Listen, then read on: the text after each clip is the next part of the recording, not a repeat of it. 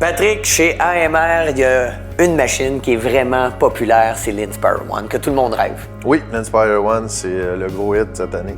On peut dire que c'est vraiment la Formule 1 du drone. C'est la machine la plus performante que DJI a sortie.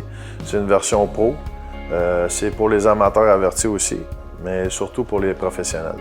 Donc, on parle d'un drone extrêmement performant sur, j'imagine, la puissance de ses moteurs et aussi ses capacités de vol? Oui, les moteurs sont beaucoup plus gros que les machines Phantom 3, la série Phantom 3.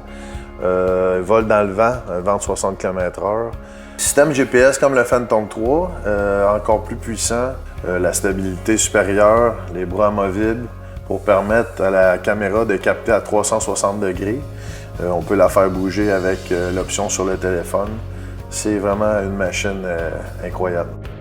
C'est des batteries plus grosses que la série Phantom, sauf que, étant donné que les moteurs sont plus gros, plus performants, ça va chercher plus de voltage, donc un petit peu moins d'autonomie que le Phantom 3. On parle d'à peu près 15 minutes. Donc, la distance de vol est quand même assez impressionnante.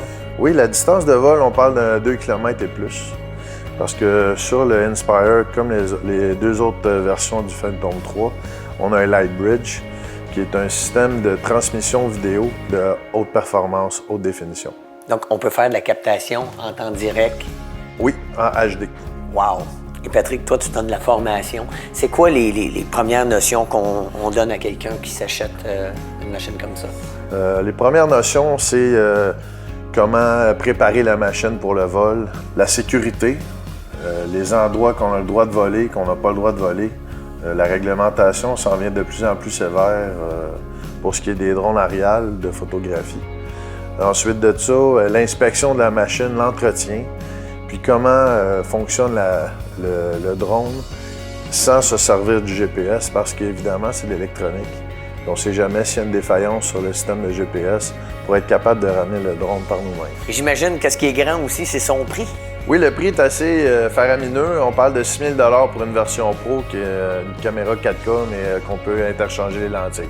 Bien, dans le fond, c'est un peu comme en sport automobile. Il faut commencer à faire ses classes dans différentes catégories. Ça serait quoi, justement, l'évolution pour pouvoir se retrouver avec un Inspire One? L'évolution, moi, ce que je conseille aux gens, c'est si on n'a jamais volé de drone, commencer avec un petit modèle fait pour la maison, pour apprendre les contrôles, gauche, droite, avant, arrière, contrôler, maîtriser l'appareil, puis graduellement monter de modèle.